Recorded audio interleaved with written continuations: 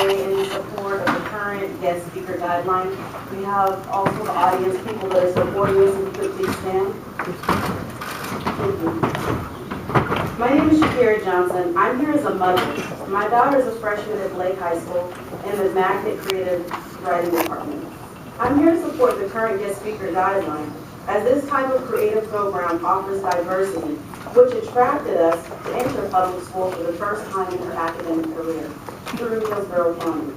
What is great about this program is that it cultivates free thinkers who will have an open arms approach to diversity and will learn students and will welcome students like my daughter who look different, as she is one out of only a handful of Muslim students who can wear her hijab.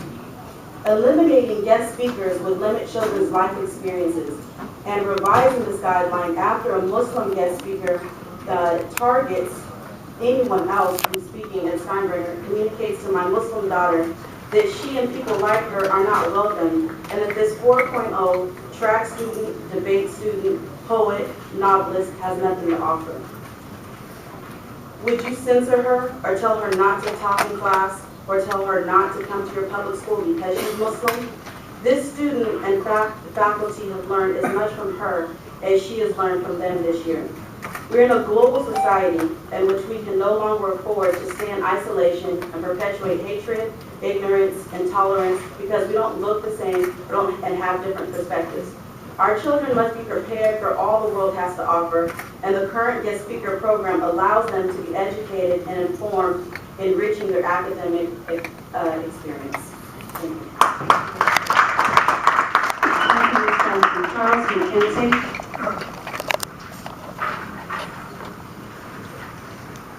Thank you, Madam Chairwoman, to the other board members, and to Superintendent Garita.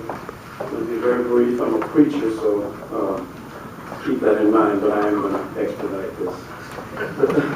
The public school setting is the place where we send our children to develop the basic skills and embrace the fundamental values that will enable them to be well-adjusted, productive members of society. It is a place where they are taught the ideals of our republic and the importance of respecting and safeguarding those ideals. We live in a pluralistic society founded on the premise that each human being has inherent dignity and worth. That belief provides for tolerance and deference to the diverse cultures and ethnic communities that contribute to the growth and development of our nation. No part of the U.S. Constitution gives us free rein to enshrine into public policy the prohibition of some viewpoints because they appear to be in contrast with other more widely shared notions. This kind of intolerance and sectarian arrogance is precisely what the founding patriarchs intended to disallow. Dr. King once said, "There's nothing more dangerous in the world than sincere ignorance and conscientious stupidity." The public school domain is not the place for promulgating our individualistic sectarian views, nor is it the place where we wage battles to seek a place of religious or cultural ascendancy.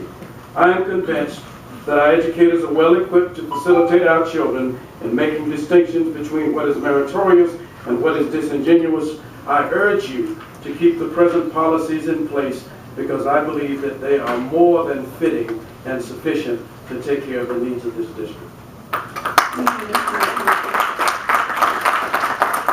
Chuck Lee.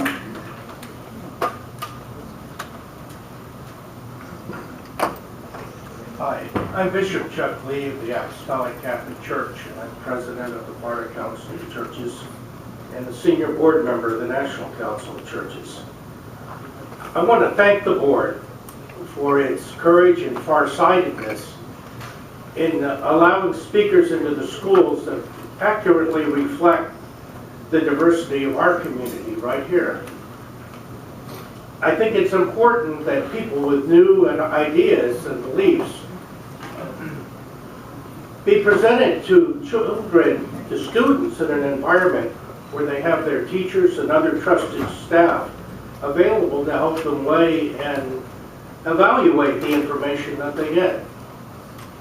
However, I do have some very serious concerns about Mr. Sibley. Well, he's a lawyer, a member of the bar. And you know what? Throughout my life, lawyers have always been troublesome and irksome. But seriously, My prejudice towards lawyers is just as unwholesome and mindless as the prejudices that some have expressed to you concerning Islam and all the Muslim people, and even care. I think that we expect the school board to make knowledge available to everyone, and especially to our young people. And that knowledge will go a long way towards doing away with all prejudice, even the ones that I most dearly hold and strongly hold. None of them make sense. All of them are dangerous, and I applaud you for standing up against prejudice right here in my community. Thank you very much.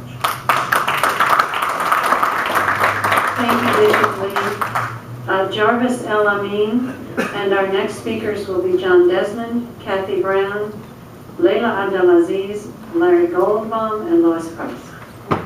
Yes, good afternoon, good evening, Madam Chair, and to school board members and Madam Superintendent. What we need to do, ma'am, and what we elected you to do is to oversee policies that are good for our community. And this existing policy regarding outside speakers is a great policy. And we see this policy work for the Great American Teach-In, which I've been a part of for the last few years. We see it work during African American History Month. We saw it work during Hispanic Heritage Month. And there was no change to the policy. Now, for us to come back and not change the policy because a brother from CARE, which is a Muslim civil rights organization, come and speak, any change to that policy, board members, that amount to censorship. And that is a bad word in America because censorship has no place in America. And we don't want to be the county that starts censoring what's being said. And so this thing been bothering me so bad since I first listened to this issue that I looked at a book that you have in the school district called World History. And everything that Mr. Shively was talking about was in the World History book that the school district already allows. It's in the World History book. Talk about Muhammad, talk about Muslims, talk about everything that he was talking about. Islam 101 is in a World History book.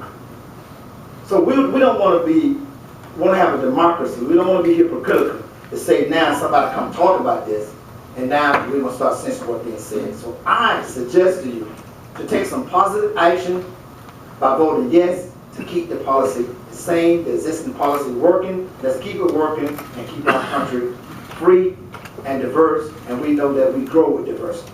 Thank you. Thank you, Mr. John Desmond. Good afternoon. Thank you, board. My name is John Desmond. I live in Hillsborough County. I'll give you a short story. I know you've been under siege the last couple of months. Been a lot of people coming here demanding censorship. I did some research online and I discovered links between the organizations that come here to talk to you and nationally recognized hate groups. The Southern Poverty Law Center keeps track of over 1,000 different hate groups. They say all hate groups have beliefs and practices that attack or malign an entire class of people, typically for their immutable characteristics, such as skin color or cultural heritage or sexual orientation. It's not just criminal acts, it's also rallies and speeches and meetings and leaflets and publishing. One of their organizations that they've identified as a hate group is the Family Research Council. And there's an organization that comes here and talks to you every month that has held rallies partnering with the Family Research Council. And I have all the information here. You can read the links and connect the dots yourself. But what I want to do is say that I don't want hate groups defining school board policy. I want the hate groups kept as far away from the children as possible. I ask you to vote down any ban or any censorship. Thank you. Thank you, Mr. Desmond. Kathy Brown. Madam Chairman, board, and guests, I'm here because I have attended these meetings several times, and I am really very disappointed that all of the information that has been brought before this board has either fallen on deaf ears or it's been misinterpreted as Islamophobia, or as discrimination, discrimination is not necessarily bad. You discriminate between whether you're going to have eggs in the morning or cereal, and you make a judgment. But discrimination needs to be fair. And to be fair, we know that people who are terrorists or who knowingly support terrorists should not be speaking to our children in schools. We do not need to be exposing our children to people such as Hassan Shibli, a member of CARE, because he supports jihad, he supports terrorism. And I believe that the board needs to do its homework and needs to find out what this man is truly about. Thank you. Thank you, Ms. Brown. Layla Abdelaziz.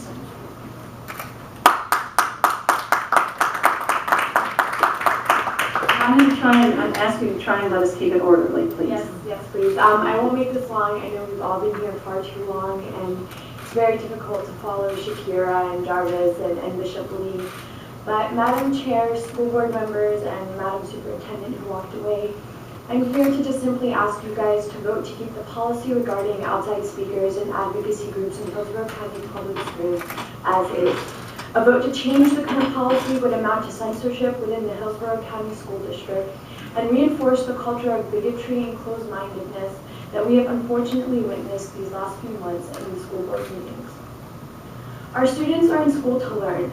They are there to learn about everything and anything, and to deprive them of the wealth of knowledge and expertise outside speakers bring to the classroom and to the discussion of the classroom would be detrimental to their intellectual development and the future of our community, county, and country. Voting to uphold the current policy will prove a victory for what we are all here today to maintain, an environment of diverse and quality education. I ask you to put your personal views aside and do what you know is best to do to uphold the academic excellence we have all worked so hard to maintain in Hillsborough County School District. Thank you. Thank you.